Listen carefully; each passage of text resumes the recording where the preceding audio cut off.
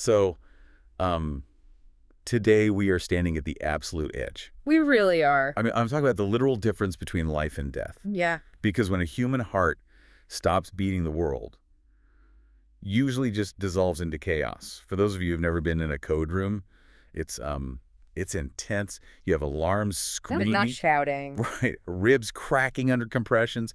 It is easily the most high-stakes environment in medicine. But underneath all that noise, there is a very strict, almost cold algorithm running in the background. That's right. It's the invisible script that tells the medical team exactly what to do when the physiology fails. And, for a long time, that script was written as much by tradition and expert opinion as it was by hard science. Which brings us to today's deep dive. We were dissecting the 2025 AHA guidelines for pharmacological management of cardiac arrest. And I want to be really clear about our mission for you today. We aren't talking about CPR mechanics or defibrillation. Right. No electric shocks today. Exactly. We are focusing strictly on the syringe, the chemical warfare we wage against death. We want to cut through the medical jargon and figure out which drugs actually work to save lives and which ones might just be medical rituals. It's a fascinating document because it forces us to confront some really uncomfortable truths.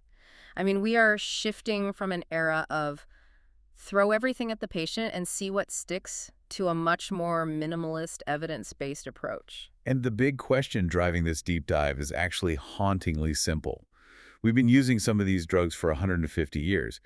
Do they actually help people walk out of the hospital, or are we just treating the numbers on a monitor? That right there is the central tension of modern resuscitation science. We have drugs that can make the monitor look better, but the patient still doesn't survive. Distinguishing between those two outcomes is what these 2025 guidelines are all about. Okay, let's start with the heavy hitter, the drug that is basically synonymous with cardiac arrest.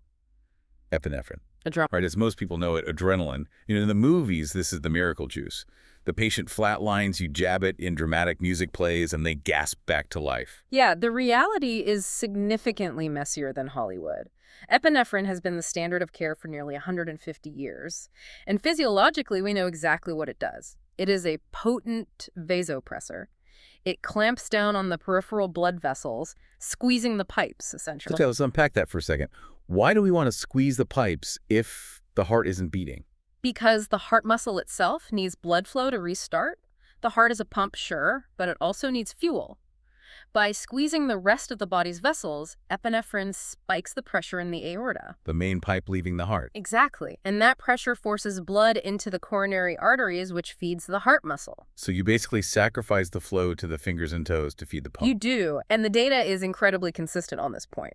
If you give epinephrine, you are significantly more likely to achieve ROSC. Return of spontaneous circulation. Right. Basically, you get a pulse back. Okay, so if the goal is get a pulse, epinephrine is the undisputed champion.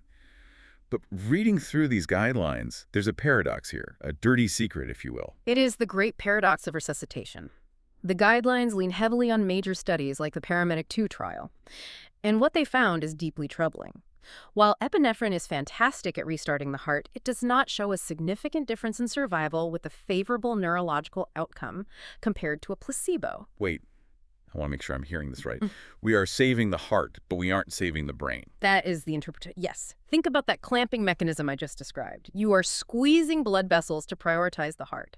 But in doing so, you might be severely restricting microcirculation to the brain at the absolute most critical moment. Wow. So you end up with more survivors in the ICU, but a significant portion of them have suffered catastrophic permanent brain damage. That is incredibly heavy. It forces us to ask, what are we actually saving? If the drug works to restart the plumbing but leaves the computer offline, is it actually working? It raises a profound question about the goal of medicine.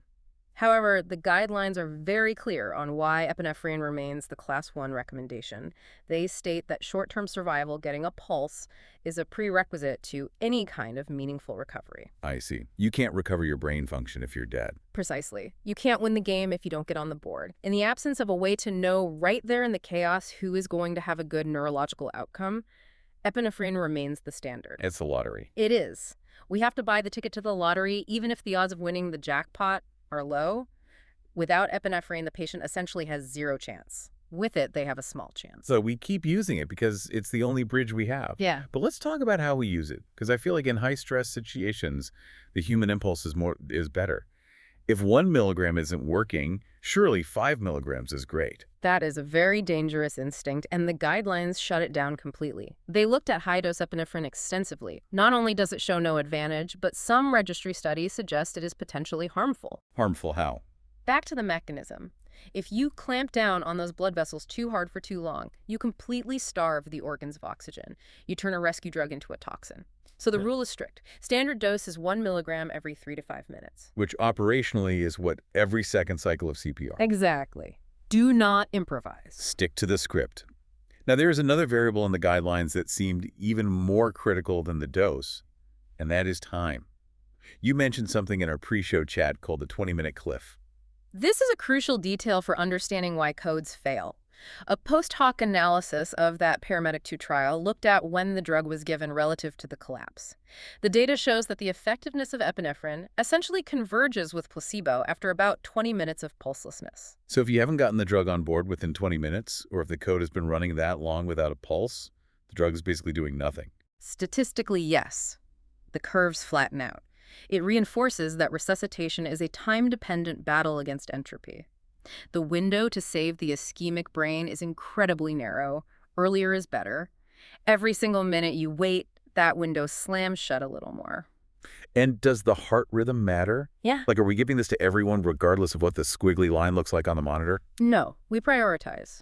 If the patient is in a shockable rhythm like ventricular fibrillation where the heart is quivering, the priority is electricity, the defibrillator. Right. Don't waste time looking for a vein if you should be charging the paddles. Exactly. Epinephrine is secondary in those cases. It's primarily for when the shocks fail or for non-shockable rhythms like asystole. The flat line. Yes, the flat line. In a flat line, you can't shock. Electricity doesn't start a car battery that is dead. It just resets the rhythm. So for a flat line, epinephrine is really your only lever to pull. So epinephrine is the flawed king. It helps restart the heart, but comes with a cost to the brain. Naturally, medicine has been looking for a challenger. Something newer, smarter. Enter vasopressin. Ah, yes, the contender. It made sense on paper. Vasopressin is a naturally occurring hormone. It clamps down on blood vessels, but through a different receptor. It seems like a more organic way to get that pressure up, maybe without some of the nasty side effects of pure adrenaline. It does seem logical, and for a long time there was a lot of hope. The theory was that vasopressin might work better in acidic environments, which is exactly what a dead body is. Acidosis sets in very quickly. I sense a but coming. A definitive but. The 2025 guidelines are where hope meets cold, hard data. Multiple randomized clinical trials compared vasopressin, whether used alone or combined with epinephrine, against just using standard epinephrine. And the verdict? No difference. None. No advantage in ROSC, no advantage in survival to discharge, no advantage in neurological outcome. Really? So that epivaso cocktail that some people used to talk about, that's dead? It's gone. The guidelines strongly recommend against it. It adds complexity to the code. You're trying to draw up two different drugs in a panic without adding any value to the patient. That seems to be a recurring theme in this document. Simplification. Stop doing things just because they feel logical or smart. Exactly. If it doesn't work better than the standard, get it off the crash cart. Complexity is the enemy of execution. That brings us to the next category. We've talked about the plumbing drugs, the vasopressors that squeeze the pipes. Now we need to talk about the electrical drugs, the antiarrhythmics. Right. These are for when the heart isn't stopped, but it's dancing. It's in ventricular fibrillation or pulseless VTAC. The defibrillator shocks haven't worked, and the heart keeps slipping back into this chaotic rhythm. The two main players here are amiodarone and lidocaine. Do these fare any better than epinephrine when it comes to the ultimate goal of saving the person, not just the rhythm? Well, if you look at the broad population data, it feels a bit like déjà vu. A large study called the ACLS trial compared amiodarone, lidocaine, and a placebo. Let me guess. They improved hospital admission rates, but didn't actually get more people home? You are spotting the pattern. Generally speaking, neither drug showed a statistically significant increase in survival to hospital discharge compared to just doing high-quality CPR and shocking them. It's frustrating. We can get into the ER, but we can't get them back to their families. However, and this is where the guidelines get really specific, there is a silver lining here. A specific aha detail in the data. Okay, I'm listening. It comes down to speed again. When they looked at the subgroup of patients who received amiodarone or lidocaine within 8 minutes of the EMS team arriving, or cases where a bystander witnessed the collapse and started CPR immediately, amiodarone did show a survival benefit. Ooh. Okay, that's huge. So the drug does work, but it has a tiny window. Exactly. It suggests a time-dependent therapeutic window. If the heart has been fibrillating for too long, the metabolic damage is just too great, the cells are exhausted. But if you catch it early, amiodarone can stabilize the cell membranes enough to let the defibrillator do its job. That 8-minute number is so specific. It really highlights that the drug is secondary to the logistics. It is. It tells us that the chain of survival, someone calling 911, instantly bystander CPR, keeping the blood moving, is what makes the drug effective. If the chain breaks, the drug is useless. What about other drugs in this category? I've heard of things like beryllium sotalol procainamide. Are they in the mix for 2025? The guidelines are pretty dismissive of them for routine cardiac arrest. Beryllium is basically a historical footnote, now no new evidence supports it. And drugs like procainamide require slow infusions. Which is a nightmare when you're doing chest compressions. It's impossible. You need bolus drugs, push hard, push fast. You can't set up a delicate slow drip while you're breaking ribs and the patient is bouncing on the gurney. So amiodarone or lidocaine remain the only real options, and even then, only in that shock refractory scenario. Makes sense. Keep it simple, keep it fast. Now I want to pivot to what I call the kitchen sink section. The don't just stand there, do something impulse. Exactly. You're 10 minutes into a code. The patient isn't responding. The team is getting desperate. There's a massive urge to just open the crash cart and try something. Anything. Calcium magnesium bicarbonate. Just empty the drawers. And the guidelines are extremely firm on this. Don't do it. Let's break them down. Calcium.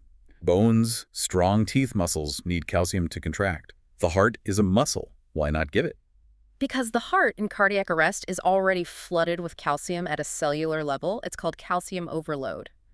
When the cells are deprived of oxygen, they can't regulate their internal environment, and calcium just rushes in. This actually causes cell death. So by giving more, you might be cementing the damage. Literally. It can cause what's called a stone heart, a heart that contracts and stays contracted. It never relaxes to fill with blood again. The guidelines found that routine administration of calcium shows no benefit and a cautionary trend toward potential harm. So hard pass on calcium. Unless you have a specific reason, like hyperkalemia, which is high potassium levels, or a calcium channel blocker overdose. But as a routine Hail Mary, absolutely not. Next on the list, sodium bicarbonate. The logic here is that dead bodies get acidic, and bicarbonate neutralizes acid. This is one of the most debated drugs in the field. The guidelines say routine use is of no benefit, but you will find doctors who swear by it because there is some messy data floating around that suggests a link to survival in prolonged codes. Why is the data messy? Because of something called resuscitation time bias. Resuscitation time bias. That sounds like a concept we need to unpack. What does that mean exactly? It's a classic chicken and egg problem. In the retrospective data, we see that patients who got bicarbonate often lived longer. But did they live longer because of the bicarbonate? Or did they only get the bicarbonate because the resuscitation attempt lasted so long that the doctors eventually got desperate and tried it? I get it. You have to survive for 20 or 30 minutes to even be eligible to receive the desperation drug. Exactly. The survival causes the drug administration, not the other way around. Because of that confounding factor, the guidelines stick to the strict science, which is no routine use. Use it only for specific toxicology issues or known kidney failure scenarios where the acid buildup is the cause of the arrest, not the result. Okay. What about magnesium? Same verdict, did not improve ROSC survival or neuro outcome. The only exception is a specific rhythm called torsades de pointe. That sounds like a ballet move. It's a specific twisting heart rhythm that looks like a streamer on the monitor. If you see that, give magnesium. For everything else, it's a useless distraction. And finally, steroids. I recall a study a few years back about a cocktail. Steroids, epi, and vasopressin. It was supposed to reduce inflammation and save organs. This has been studied quite a bit. The idea was to dampen the massive immune response during the arrest. And true to form, the study showed it improved the rate of ROSC. It helped restart the heart. But when they looked at the patients months later, there was no difference in survival or brain function.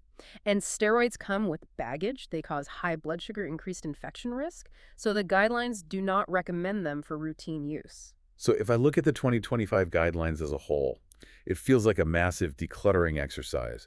We are stripping away the rituals. That is the perfect way to describe it. We are stripping away the kitchen sink approach. No routine calcium, no routine bicarb, no high-dose epi, no epi-vaso cocktails. We are left with a very sparse toolkit.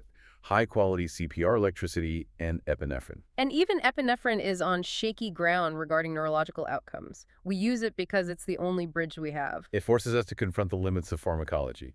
We have these powerful drugs, Yeah. but they are chemical solutions to what is essentially a plumbing and electrical failure. And a biological failure. The brain is uniquely fragile. It starts to die within minutes of blood flow stopping. We're asking a syringe of adrenaline to reverse widespread cellular death. I want to talk about the so what for you, the listener. Most of you aren't running codes in the ER, but this shapes how we understand survival itself. It manages expectations. We have a cultural narrative that CPR and drugs bring people back. The data tells us that these tools are buying seconds and minutes. They're trying to hold the door open just long enough for the body to recover. But the 20-minute cliff and the 8-minute window tell us that speed matters way more than the specific drug. If you are a bystander, your hands on the chest, keeping that blood moving manually, buy the time for the drugs to even have a chance. 100%. The best drug in the world is useless if the blood isn't circulating to carry it to the heart. The pharmacology is secondary to the physics of CPR. It's a sobering realization. We are standing at the absolute edge of medical science here. We've optimized the dose, we've optimized the timing, we've cut out the useless drugs, and yet the survival rates with good brain function remain stubbornly low. It suggests we might be hitting a biological ceiling. We've maxed out what we can do with vasopressors and antiarrhythmics. Which leads to a final thought for you to mull over. If epinephrine restarts the heart but doesn't save the brain, and if adding more drugs doesn't change that, are we looking in the wrong place entirely? I really think we are. The future of resuscitation probably isn't a better version of adrenaline. It's likely something entirely different. Maybe it's metabolic preservation, putting the cells in suspended animation so they don't die while we fix the heart. Maybe it's rapid cooling technologies. Maybe it's artificial circulation devices like ECMO that take the heart out of the equation entirely. We're trying to solve a 21st century problem with 19th century drugs. Exactly. Until that next revolution comes, we stick to the guidelines. We do the basics perfectly.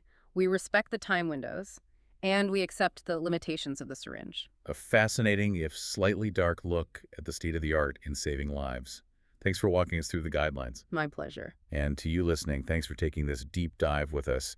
It's a reminder that medicine is always evolving, and sometimes progress looks like doing less, not more. Stay curious.